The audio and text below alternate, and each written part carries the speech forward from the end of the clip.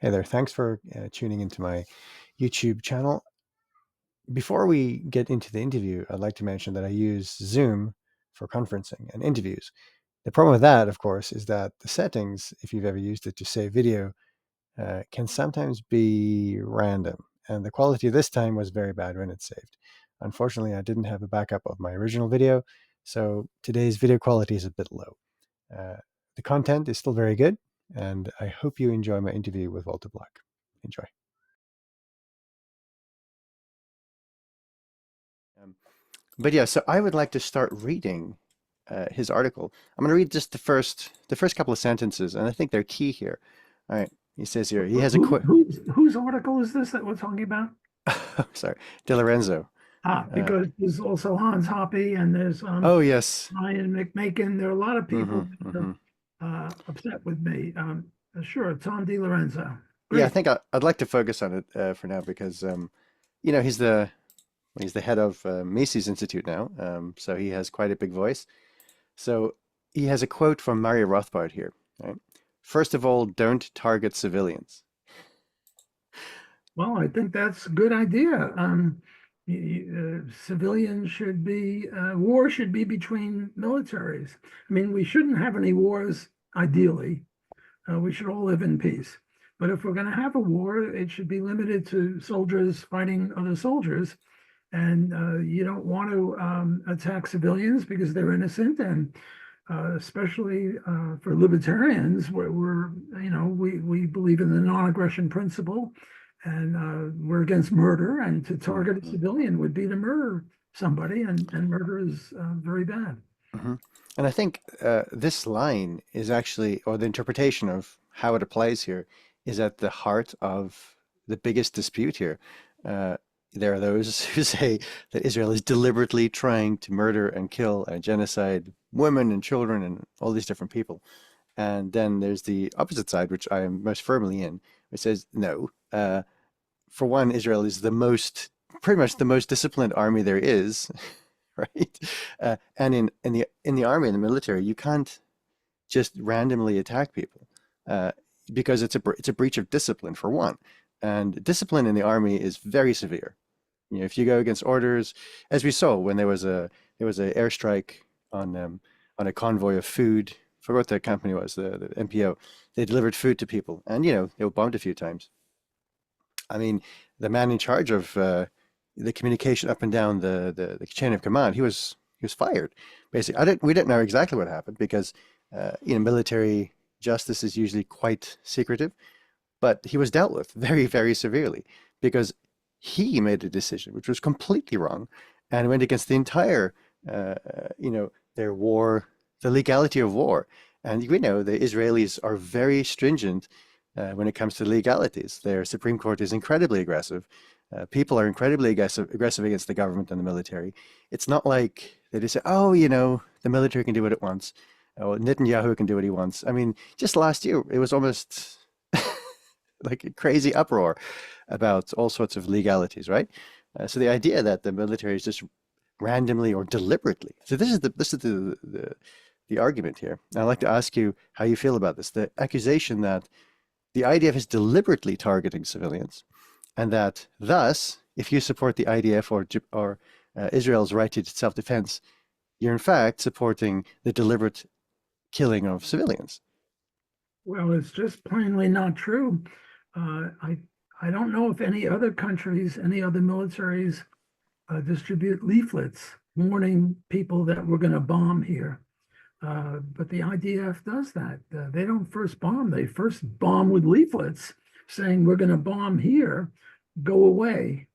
And they have to do that because the military installations of Hamas are in hospitals and in schools and in residential areas. Namely, what Hamas does is it embeds itself in the civilian population, Hmm. and it uses these people as a shield. Hmm. Yeah. And then it says, well, when Israel is attacking civilians, they're purposely aiming at civilians. No, they're not purposely aiming at civilians.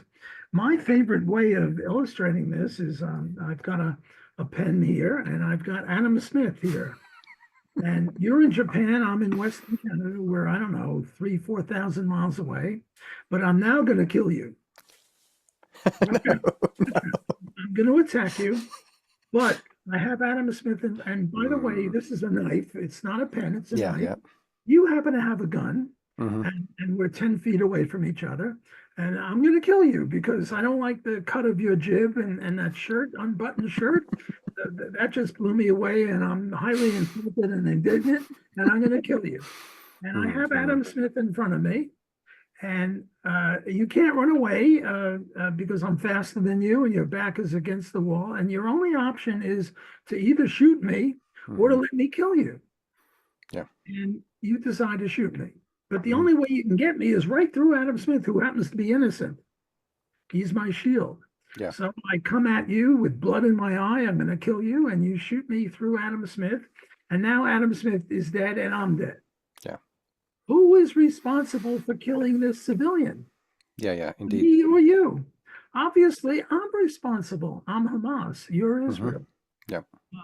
So, yes, civilians die, even without shields and Hmm. without embedding in civilian populations. Accidents occur in war. I mean, war is not a perfect situation, but the way Hamas acts, Hmm. they embed themselves. They use these people as shields, and then they complain that Israel. And then Tom DiLorenzo. Yes, that's the crazy part. Tom DiLorenzo is a bright guy. No, he's Hmm. not a bright guy. He's a brilliant guy. Hmm. He is my mentor in many, many areas. Abraham Lincoln, the Southern, Hmm. the so-called Civil War, Austrian economics. He's a brilliant guy, and he's a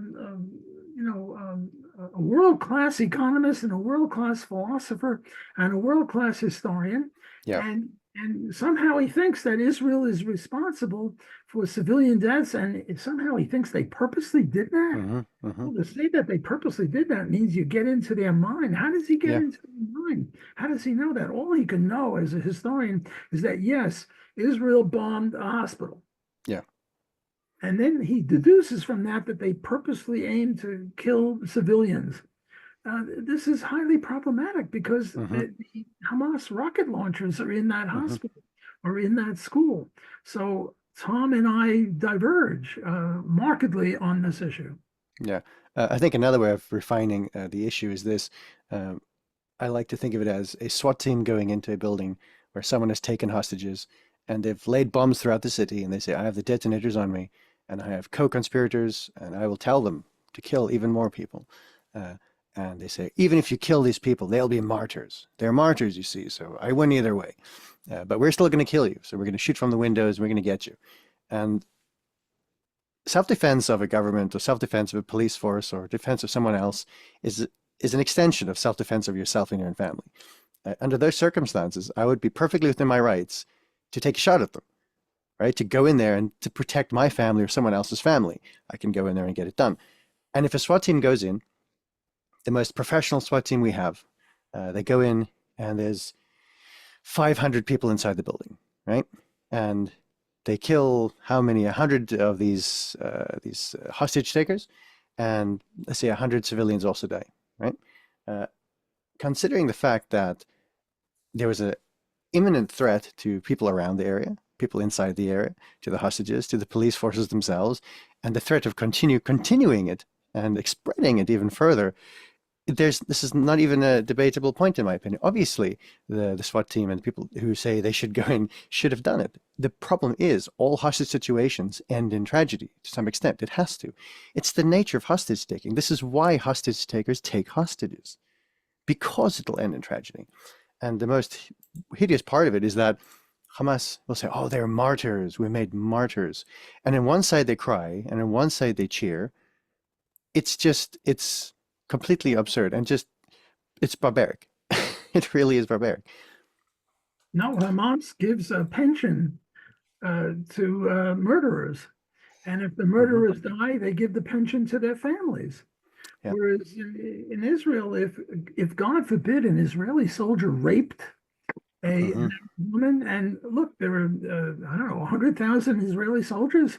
maybe one of them did rape somebody, Hmm. although Hmm. I don't think it ever happened. But if it happened, the Israeli army would put that guy in jail. Yeah, yeah, for sure. Whereas, whereas with Hamas, when they rape Israeli women and girls, Hmm. they don't put them in jail. They applaud them. Yeah, They yeah. think they're heroic Hmm. because the Israelis are vermin or whatever, and that's the way you treat vermin, I guess. Yeah. So it's just a night and day situation. And Tom DiLorenzo, with all due respect, Hmm. doesn't see the difference. There's a gigantic, stupendous difference between a murderer and a victim, and he Hmm. doesn't see it. Yeah, and there's 2 points I'd like to make very quickly here. Um, First, of course, is that Hamas, of course, gives pensions to, these people. But more than that, they've had an active campaign for decades where they will pay you if you murder any Jew. It doesn't matter who the Jew is, what the circumstance. They will give you more money than the average salary in all of Palestine. They will just give you the money, and that's considered not internationally criminal into the criminal court is crazy for one. Right? Uh, Second, um, this whole thing of saying, "Oh, no, no, no, no! You see, babies weren't killed and women weren't raped, and they were perfectly gentlemanlike when they murdered these people." Okay, for one, it's patently absurd because they uploaded videos. For one, second is what about all the victims? There have been hundreds of people who have said, "We witnessed these things. We were lying down under corpses when they were doing these things. They raped me. They raped that woman. They did all these horrible things to them." And it seems, I hate to get back to it, but much as Ellen said last time, you have to at this point wonder how any group of people can constantly blame the victims this much. The actual victims are the ones who had aggression against them, the civilians. The biggest example is the music festival. These are music festival goers. I mean, there was rape and murder and massacring and constant back and forth. There's stories of people inside of the bomb shelters lying under the corpses, and over hours, these people are shooting at them, trying to kill as many as possible. This isn't, oh, we came in to take some hostages and leave valiantly. This is an attempt to brutally murder and to do it some more. And they had thousands of people coming through Israel. They wanted to make it bigger. And only because the IDF stopped them did it not get bigger. You Well, know? this occurred on October 7th, 2023. And on April 8th, the very next day, you had about 30 or 32 groups at Harvard, which is a prestigious Yeah. university, it used to be prestigious university, saying it's all Israel's fault. Hmm. Hmm. I mean, and then Tom Dealer, okay, they're a bunch of lefty pinkos. Yes, you expect it. What do you expect? With Tom DiLorenzo, Hmm. the president of the Mises University, and I used to be, what was it, a senior fellow at the Yeah. Mises Institute, and he, what's the word, dismissed me or fired Yeah. me Yeah. as a senior fellow because I thought that Israel was a victim Yeah. and Hamas was a perpetrator. Yeah. Uh, this is just unbelievable. Hmm. It is. Uh, and it's scandalous, not so much that he disagrees with you or that, even that he fired you, right? This to me isn't the most scandalous part. It's that you were given, and people like you, that's to say, people who care about the truth, were not given any chance to speak up publicly. No, None. no, I was just notified Hmm. that you are no longer a senior fellow because of your views on war.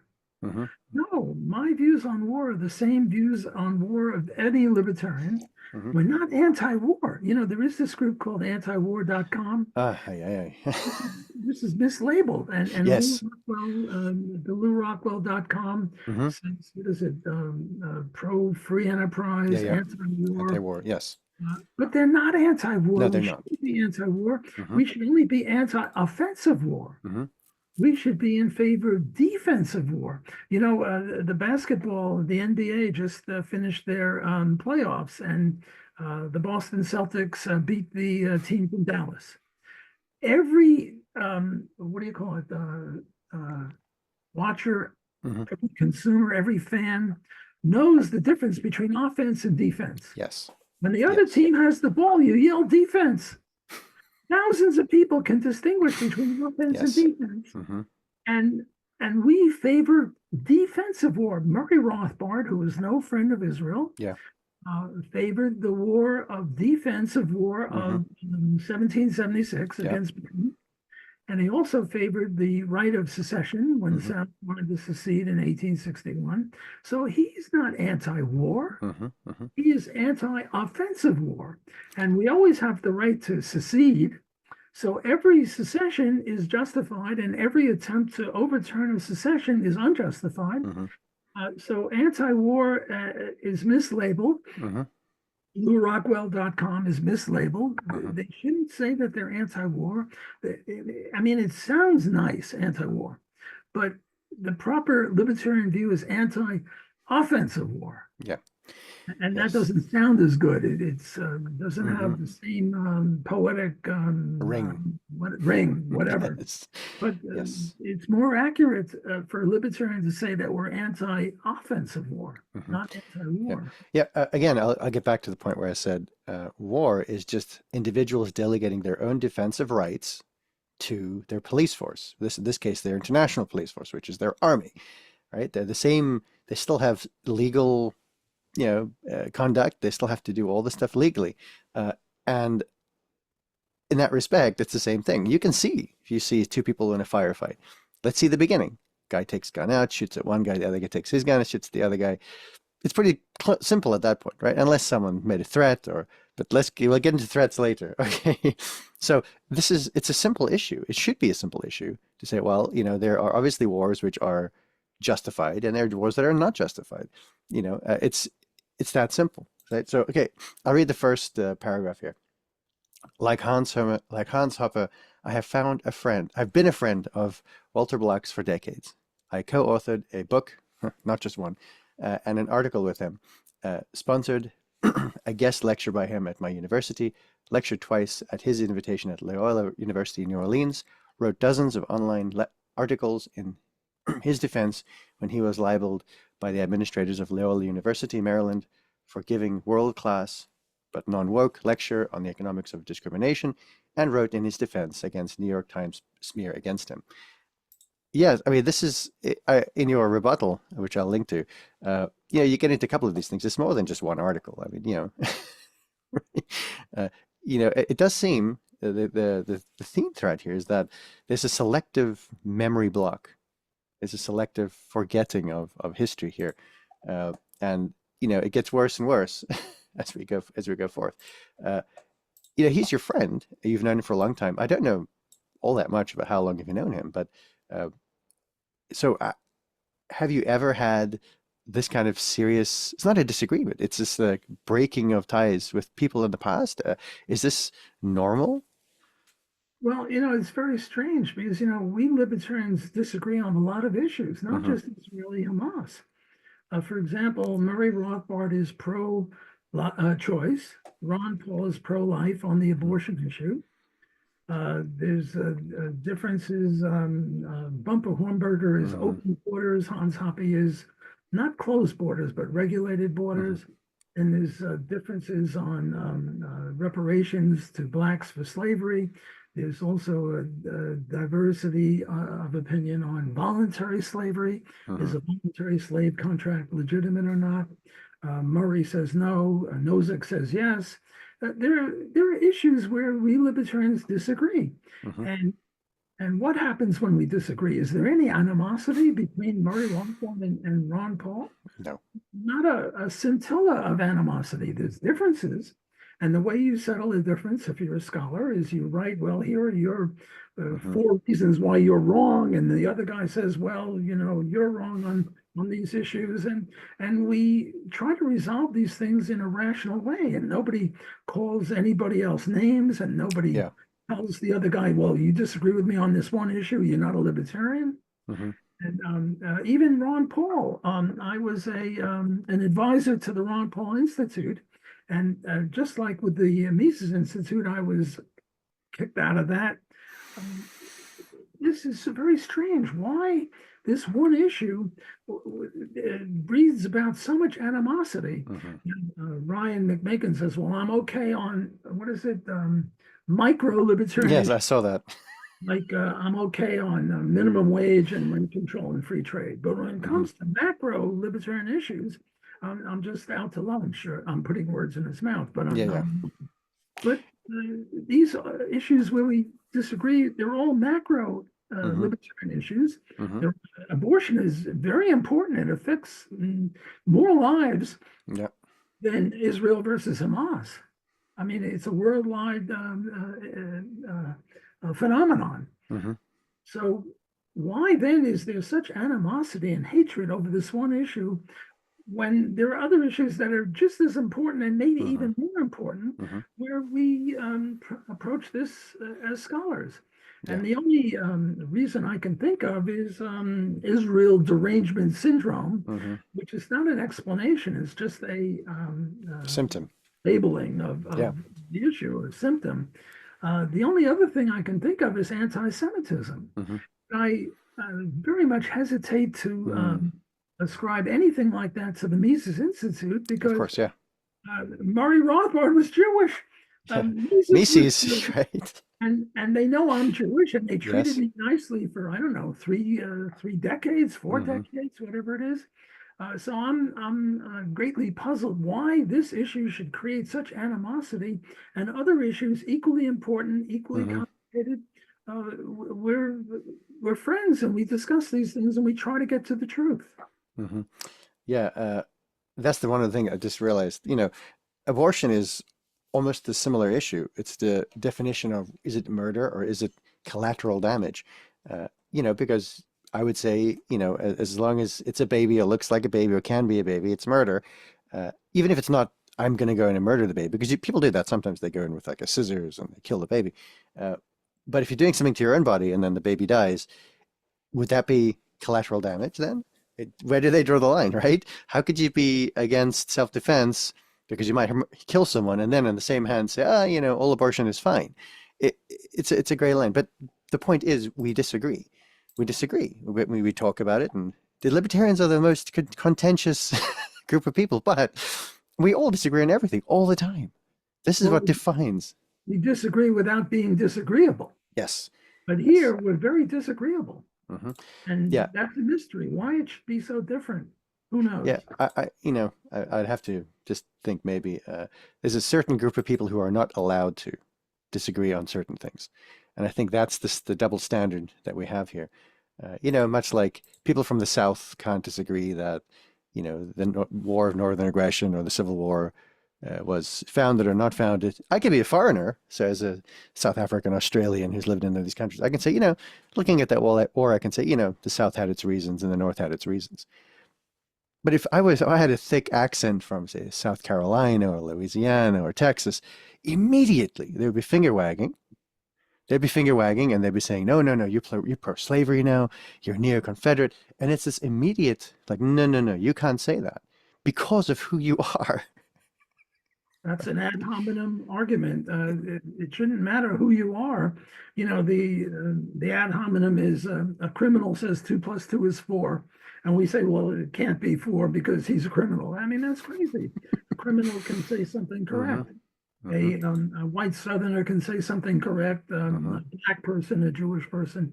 That's talking at the person. We're not interested in the person. We're interested in Hmm. the truth of what's being said. Yeah, it does reeks a bit of like this wokeism, where as a woman you can't say anything about gay people because you're a TERF. You can't say anything about this. If you're a gay man, you can't say anything about trans people because you're a man. It's this mentality which I think personally has infiltrated, has kind of permeated and kind of come through like mold into even really good institutions. This idea that it's normal to then say, no, no, no, this group can't say this because they're part of this group. And it's crazy. Anyway, I'll read the next paragraph. Walter has published hundreds of articles, but he is probably best known for the general public, to the general public for this book, Defending the Undefendable 1, 2, and 3, uh, and many related writings and speeches. He is indeed very libertarian when it comes to such topics as legalization of drugs and prostitution, rights sharing, privatization of government-run soccer fields and swimming pools, rent control, and a myriad of other mundane topics. Uh, he used to be very libertarian on the issue of war as well, emailing a number of us at the outset of the Iraq War that, I quote, this will separate the men from the boys, with the boys being faux libertarians who would support the bombing, invasion, occupation of Iraq. Just before you comment on this, the he's drawing equivalency between the Iraq War, this war in Gaza, not just in Gaza. It's not just Gaza. It's the whole area is attacking Israel, right? So, give me your thoughts on the drawing the equivalency between these two. Well, I don't see it. I see Israel as a defensive war. Israel was attacked on October 7th, 2023. Whereas when did the Iraqis attack the U.S.? Mm-hmm. I don't remember any Iraqis attacking the U.S. Iraq is, I don't know, 10,000 miles or 12,000 miles away from the Mm-hmm. U.S. They don't have the power to attack the U.S., even if they wanted to. Maybe they want to. I don't know about that, but they never did. Mm-hmm. And the U.S. is over there. So the U.S. was on an offensive war. Yeah. Israel was on a defensive war. And Tom is conflating the two. Mm-hmm. Yeah. It's very easy for me to make a distinction because Israel is currently and has been attacked every day from not just from Gaza, from Hamas, but from the PLO and the people the PA, whatever, and from Hamas, Hezbollah, Iran, Yemen with the Houthi people. It's all around, right? So it's not just one direction. It's much like in the Six Day War. It's a coordinated effort to attempt to destroy the Jewish people. This is what they state. Right? This is their founding, charter. We will destroy, not just get rid of the Jews and push them someplace else. We will annihilate them. And even Iran said it earlier. So if you attack, if IDF attacks Hezbollah, a war of annihilation will begin. That this is not considered a genocidal statement, and of course it is. Anyway, yeah. So I have a massive issue with that. You're right to throw up your hands in dismay, if I can put words in your mouth. And this is all right, Mm-hmm. given they're Iranians, they're Yes. Hezbollahs. What do you expect? Mm-hmm. But when Tom DiLorenzo and Hans Mm-hmm. Hoppe and Ryan McMakin adhere to these views, then you have to throw up your hands and wonder, look, I Mm-hmm. had a full head of hair before this started, and look at me now. I get it. Course, but it's almost as if that would be true. Mm-hmm. I mean, it's as if I don't know, a rock started speaking, Mm-hmm. or this Adam Smith here, this doll started speaking and mentioning the wealthy nations. I Yep. mean, Yep. it's just a doll. He can't mention that. To me, it's almost as crazy to Mm-hmm. have these world-class intellectuals so confuse offense and defense. It's just appalling and amazing. Yep. Yeah.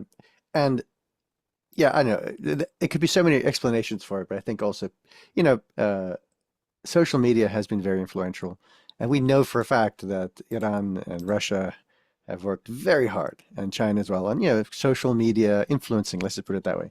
And it's been. I used Twitter and I canceled it for a long time, and I came back, and it's completely different. I have like bots all the time. All I ever see is very one-sided. It's just as bad as the old media, except even worse sometimes. So I don't know. I think some of us we really do get taken up in the whole zeitgeist of the time. Okay, I'll read the next one. But in the past 8 months, Walter Block has abandoned the principles of libertarianism with regard to war, with his full-throated support of the war crimes by the Israeli government by intentionally, I'll say that again, intentionally targeting and killing tens of thousands of civilians, including women, children, and babies in Gaza. A real American libertarian would argue that Israel's war and Ukraine's war with Russia are none of our business, period. Now, I said it in like a throaty way because he's throatily supporting Israel's annihilation by proxy. What do? Lay down your arms? Well, I do agree with him on one thing, that the Ukraine-Russian war and the Hamas-Israel war is Yeah. none of the U.S.'s business. And I oppose all U.S. Foreign aid, with apologies to Peter Bauer, who wouldn't like me to use the Hmm. word foreign aid. We call it government transfers of Yep. income. Yep. I oppose it as a libertarian. It's none of the U.S.'s business.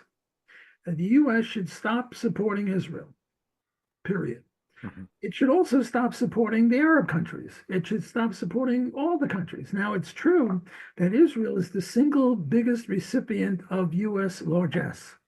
However, if you add up all the money Hmm. given to all the Arab countries, it greatly overwhelms the amount that's given to Israel. So right Hmm. now, absolutely speaking, Israel benefits from the money it Yeah. gets. But relatively speaking, it loses Hmm. because the U.S. gives more money to Israel's enemies than it gives to Israel. Hmm. So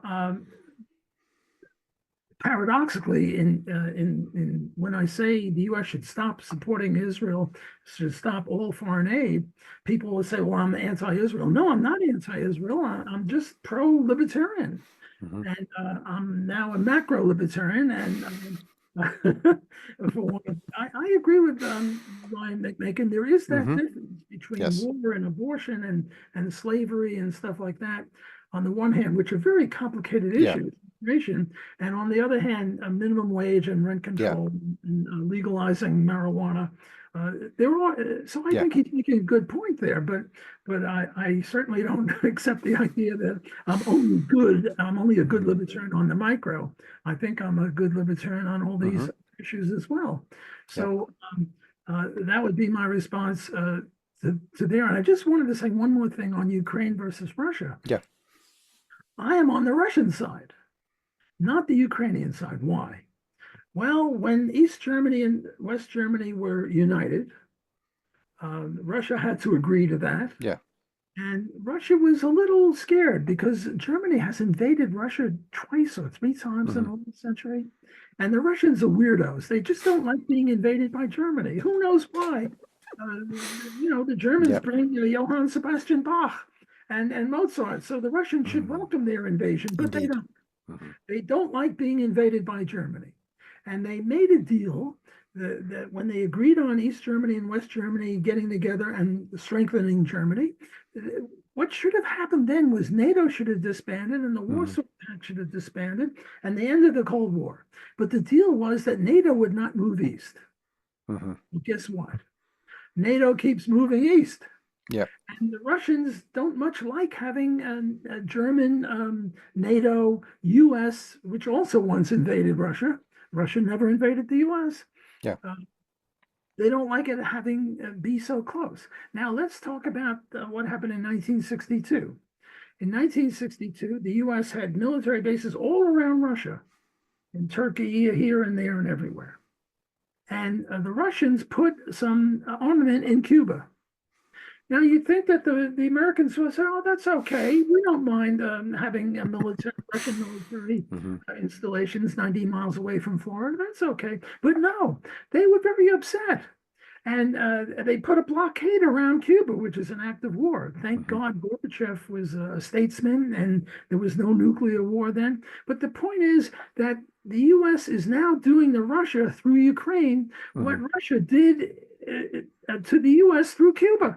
Hmm. And somehow we just can't see things from the Russian point of view. They do not like having NATO military not 90 miles away, but 9 inches away, Yeah. right on the border. Hmm. So I think that Russia is fighting a defensive war, and the Ukraine is fighting an offensive war, and the U.S. again is on the wrong side of this. They're supporting the Ukrainians. Hmm. Now here, the Mises Institute and I are aligned that Yeah.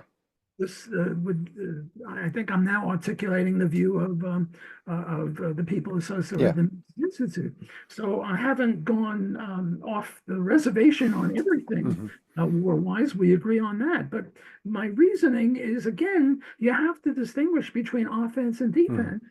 And these people do a good job on Russia, Ukraine, but when it comes to Israel and Hamas and Hezbollah and Houthis and Iran, uh, their Yeah. view is Hmm. Yeah. I'd love to have another discussion at some point, specifically about the Ukraine-Russian war and all the different things that come from that. But let's stay back on topic here. And of course, I agree. The whole thing shouldn't be part of our business, but he makes it his business, right? Doesn't he? He wags his finger at you, but yet he's sticking his foot in there. I mean, even with policy decisions within the organization. Yeah. Walter Block is what Ryan McMacken uh, has called a micro-libertarian. He sounds libertarian. He sounds libertarian. Uh, when it comes to legalizing drugs and prostitution, but on the big paramount issues of war, he has become an outspoken advocate of war crimes committed by the Israeli government. Again and again and again, you hear this. And again and again and again, you hear, oh, genocide, genocide.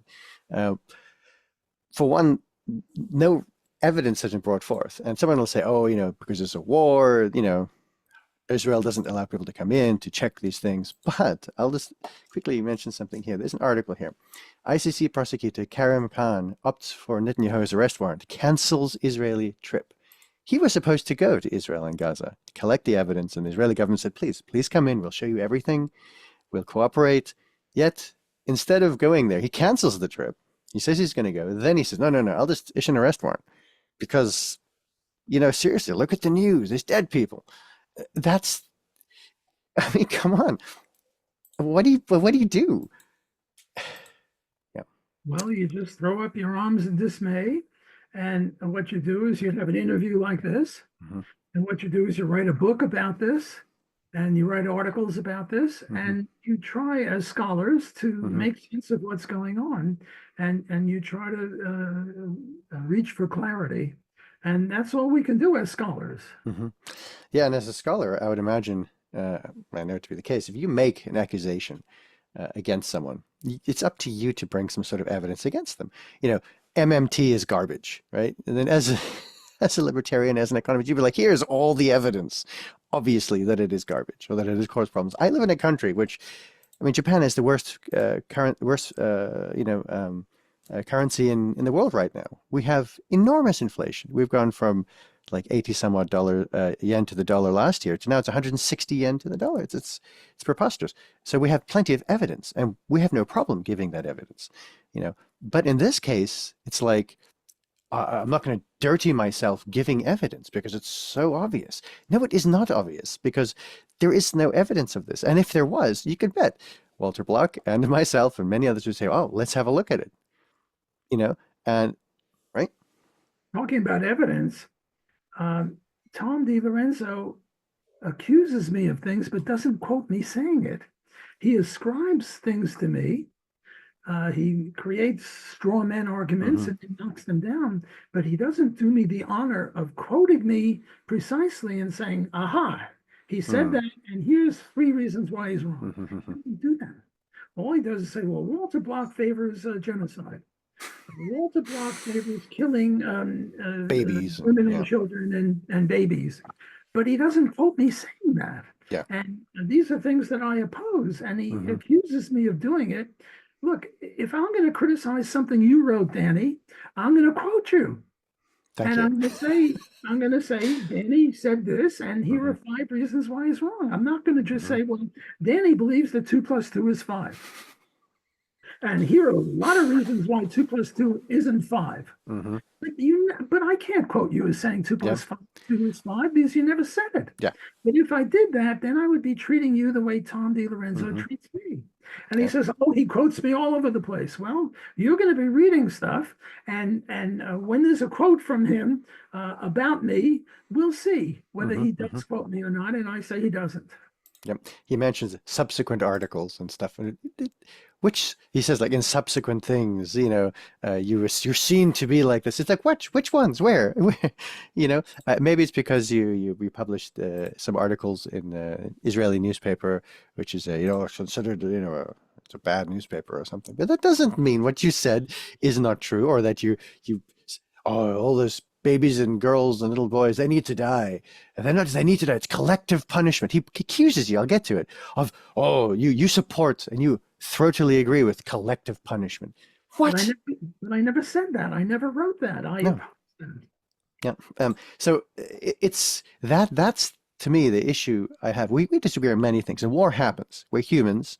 war will be constant. It's ubiquitous in humanity. It's always been there. So then to say that someone who's been always been a gentleman, a fantastic, and a role model for me personally, I can say, you, Walter Block, you've been a paragon of libertarian virtue. You disagree, you argue your points, you quote people, you moderate Walter Block, you work with whomever you can, and that should be what we generally consider the academic libertarian perspective. My Rothbard worked with everyone. You make bridges. You cannot influence people's minds and hearts by not being reasonable and not speaking. And this is the perspective now, that we cannot speak about this with people or discuss it. So being unreasonable is now considered in this topic the reasonable thing to do, which is crazy. How did you possibly bring forth an intellectual idea that way? Anyway, let's skip to the next one. All right. Walter Block has always been pro-Israel.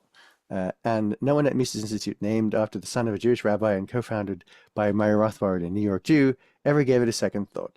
He is no longer an unpaid senior fellow at Mises Institute, not because he is pro-Israel, as some uninformed and dishonest commentators, I'm surprised I'm dishonest, have asserted. It is because the Mises Institute cannot be associated with such a well-known, prolific public advocate of the, here we go again, intentional targeting and killing of Palestinian women, children, and babies. What do you say to that? No, I never said that. And he's accusing me of saying stuff that I never said, I never wrote. He doesn't quote me saying that. Mm-hmm. He doesn't quote all these other people. This is sloppy scholarship. Mm-hmm. And I'm shocked that I say this about a co-author of mine. Mm-hmm. But I am very fussy about my co-authors. I have many. I work with a lot of people, and I insist that we adhere to the rules and regulations of scholarship. And one of them is to not to ascribe people things without any evidence. You were talking about evidence before. The way to do this in scholarly discussion is to cite what the person said, but don't say, well, he favors collective punishment without some sort of evidence. And I actually do that, and I don't do that. Yep. Yeah, I could go on and on about that specific topic. I'll go to the next paragraph. Okay, so he has a method here. He starts a paragraph saying, oh, there's this, but there's this. So he starts here, and he contradicts himself, specifically here, I'd say. Israel has every right to defend itself against future barbaric attacks by the gang of murderous thugs known as Hamas and anyone else, right? Okay, we could stop the article right there, right? Stop the article right there. No evidence of genocide. Okay, they have the right to defend themselves. Okay, well, let's keep a close eye on the subject and keep them legally bound to the rules. And if they are, then go ahead, right? But no, he'll continue. But that's an entirely different matter than having a right to commence a campaign of genocide against the civilian population of Gaza, as has been occurring in recent months, accompanied by the utmost apologetically enthusiastic support of Walter Block. Well, if there's any genocide occurring, and there is, it's on the Hamas side. Hamas doesn't have leaflets where they tell civilians, don't go here because we're going to attack here. They don't do that. Israel does. Hamas aims purposefully at civilians, at a music festival. They didn't have any guns. One of my articles I wrote, I think it was Hayam, one of the newspapers, I said Israel should have compulsory gun control. Namely, every adult has to have a gun. Yes. If those people had had guns at that music festival, situation would have turned out a little bit different. But there is genocide occurring in the Middle East. I agree with Tom DiLorenzo. It's just that he ascribes it to Israel, and I think it's properly ascribed to Hamas. Hamas, and as you mentioned, their covenant is kill all the Jews, and there's some quote, I can give the paraphrase, the rocks and the trees are going to speak, and they say, there's a Jew hiding behind me, come and kill him. Yeah. And it's not just Jews in Israel, it's Jews everywhere. Yes. They don't discriminate. Hmm. They're not just against Israeli Jews, they're against Jews anywhere. And if, God forbid, they wipe out all the Jews in Israel and Hmm. they've a little extra time on their hands, they'll come to Yeah. Manhattan or to Hmm. Buenos Aires and kill all the Jews there. Yeah. Uh, these people are not nice people. Hmm. They are genocidal maniacs, and Tom DiLorenzo is supporting them, and I am shocked and appalled that he would do such a thing. Hmm. I entirely agree. And I'd like to mention, kind of tongue in cheek, they do drop leaflets. The leaflets say, "We will come and get you no matter where you hide. We will kill you." Because that's what they say. That's the message, loud and clear. And we have operatives everywhere, of course, because of all these different issues. And they will, and they do. And it's unfortunately just the reality of the situation. If you have that kind of situation, what do you do? What do you do? Oh, no, no. Israel just needs to leave. What is Israel? What is this Israel? It's a group of people who agreed voluntarily, who've been living there. Uh, Even people say, oh, the Palestinian state didn't exist. The word Palestinian is a very nebulous term used to describe people who kind of live there. There were very few people living there to begin with, and then once Israel, says, oh, "Well, we're going to go there," Israel being the Jews and the UN and so forth say that, uh, then suddenly out of the thin air come these people who have not done anything there. Anyway, they get into that a different time. Um, but yeah, it's he starts it saying, "Oh, but he does this. This is rather right," but then they don't have the right. Which is it, right? This contradiction. Then he says here, this is again what gets me. Just you know, next paragraph. Walter justifies the mass killing of civilians by invoking a theory of collective punishment. You have never done that. Something that was outlawed by the Fourth Geneva Convention. Writing in the Wall Street Journal, he and co-author lectured that the West must support an overwhelming, unprecedented use of military force, and that Hamas is and will be responsible for any civilian casualties. It's not the bombs supplied by the US government to Israel and dropped on civilian populated areas that are responsible for the civilian deaths, they write, but Hamas. Israel must do whatever it takes to defeat Hamas, and their subsequent writings prove beyond all doubt that includes the war crime of targeting and killing civilians.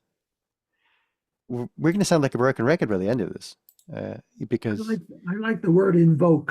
I yes, invoked. Well, where did I do this invoking?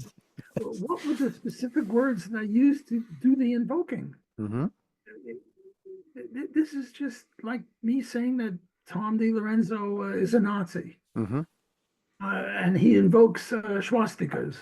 Where did he do that? I mean, I'm not mm-hmm. seriously saying Of that, course, of course, yeah. but if I were to say that, I would be doing to him what he's doing to me, and this Mm-hmm. is intellectually preposterous. Yes, it really is. And this whole work by invoking a theory of collective punishment. Okay, so you invoke a theory, generally requires exposition of that theory, right? Usually, right? I invoke UN Article 1701 that, Lebanon, Hezbollah and Israel. You describe what it is and you say, this is what I'm invoking. And for this reason, Hezbollah must stay the hell away from Israel, right? That's what the UN said. They don't do it, but no one says anything. Sorry for my language there, but that's invoking something. I follow you and I read what you write. You in no way write something like that. Yeah, you come across as very passionate. That's it. No, I invoke the opposite, and I've got a lot of evidence. I've got a lot of paper trails saying Hmm.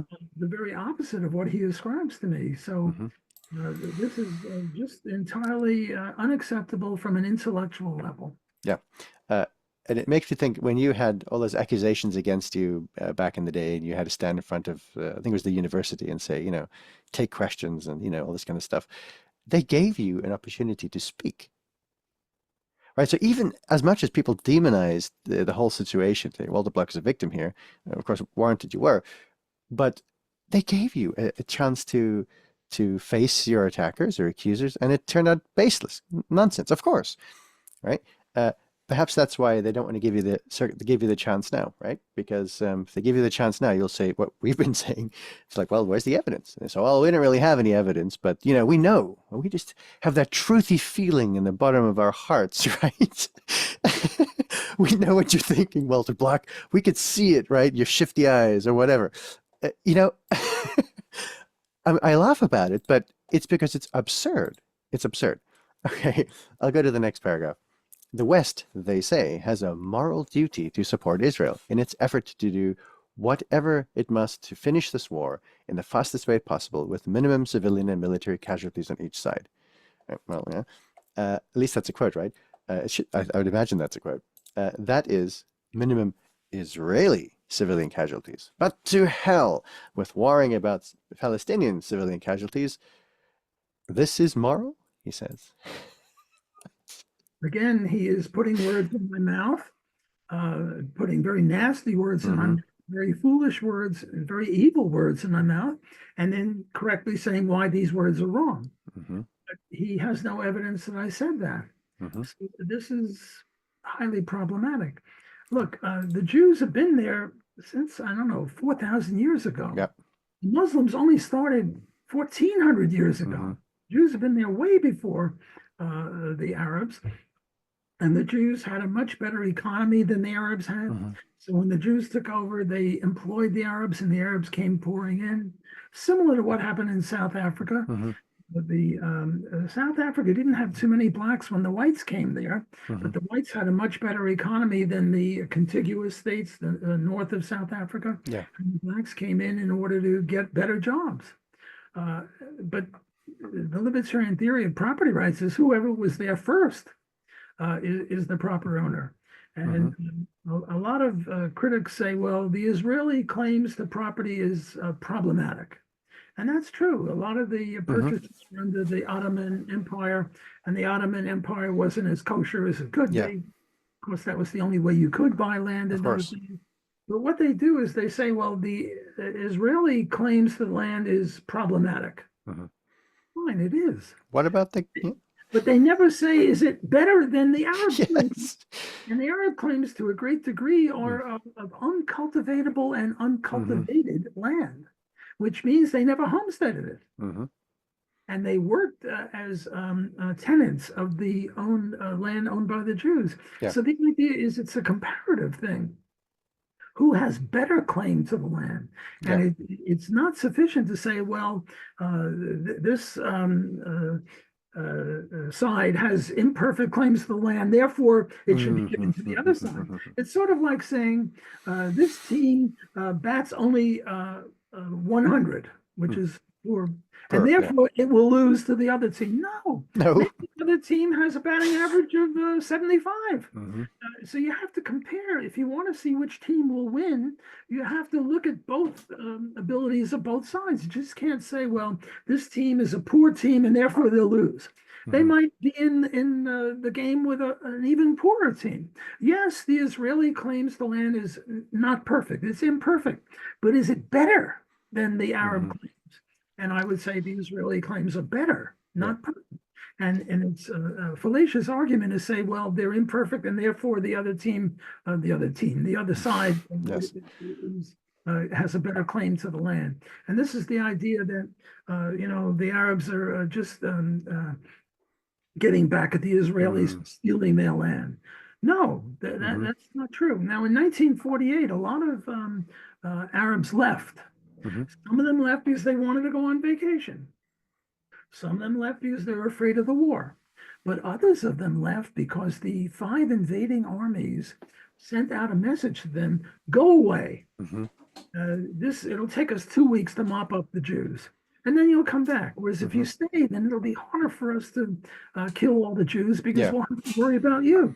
Namely, they were aiding and abetting the invading armies, and somehow they have a right to return. At the same time, a similar number of Jews were kicked out of Egypt and kicked out of Iraq and kicked out of the contiguous countries. And there was no right of return for them. What Hmm. should have happened would have been, well, let those people who want to return to Israel take over the Jewish areas that they were kicked out of in Egypt Hmm. and Iraq, etc., and let the Jews take over this. But no, no, no. Hmm. The Jews integrated those people, but the Arabs put Hmm. them in refugee camps and said, "Look Yep. how cruel Israel is." Hmm. So again, we have a bifurcation Mm. which totally escapes Tom DiLorenzo. Yeah. This is one of those things where you mentioned lots of good points. And uh, okay, so everyone goes back to where they were. The Jews would let the Arabs live there. They'd be like, okay, just don't try and kill us, and well, we'll start some businesses, maybe. Work with us. We could make this place better. Uh, if the Jews try and go back to Iraq, the Jews go back to Egypt, say, "Oh, cool, give me back my shop, give me back my house." Uh, which do you think is going to allow the other side, to live there? To ask the question is to answer it. So we would then even need to linger on it because it's so obvious. Okay, so I'll read the next one here. Danny, before you do, let me Yes, say that I promised you an hour, I and know. Sorry. we now have an hour, and you're probably halfway through this or Yeah. partially through. So let's stop now, Okay. but let's have part two. Okay. And you put a bookmark right where you stopped reading. Yes. And in part two, we'll just continue because I think this is a unique and very important way of looking at this situation. But it is an hour, and I'm sort of Yes. running out of That's steam. okay. I'm not as young as I used to be, but I'm almost 83. I'll be 83 in a couple of weeks. Yeah. So let's call a halt now and let Okay. me thank you for having me on your show. And let's, in a week or two or three, Hmm. let's have part two and part three if need be. Yeah. We'll Yeah, that get sounds good. through See, this I essay. I remember when I first watched you as a professor, you'd have the, stuff stacked on the stage and you'd jump over it and you this is the minimum wage. I remember that. And slowly but surely you'd be like, I don't know if I could do that anymore. But if there was something here, I would jump over it to say this is the hurdle that minimum wage has to do. So yes, I completely understand. It's been a joy and a pleasure to speak with you, even if it's about this unpleasant subject. But that's what we have to do. Someone has to say something. Someone has to put their voice out there. And I'd be delighted to have you back. I would continue directly from here. Who knows? Maybe there'll be more to discuss at that time. But I'll keep it there. Thank you so much for your input and your brilliant mind. You know, anyone who loves Bach, and Mozart is great with me. Take care. Okay, see you. Bye bye. Be in touch. Bye-bye. Thank you for listening to this part one of my interview with Walter Block. If you liked this content and would like to help me, please consider supporting the channel by liking the video and sharing it, and of course subscribing.